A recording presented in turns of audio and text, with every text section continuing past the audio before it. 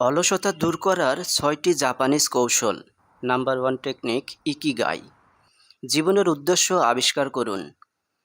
এমন কিছু খুঁজে বের করুন যা আপনাকে প্রতিদিনই জেগে ওঠাতে চায়। Number 2 kaizen.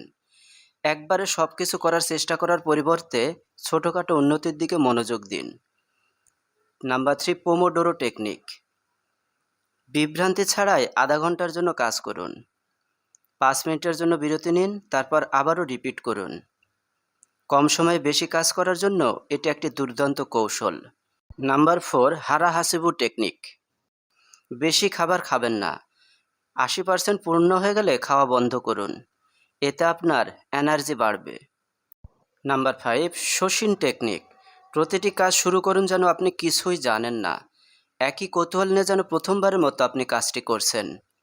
নাম্বার 6 ওয়াবি সাবি টেকনিক। পদক্ষেপ গ্রহণ করুন। পরিপূর্ণতার জন্য অপেক্ষা করার চেয়ে পদক্ষেপ গ্রহণ করাই উত্তম।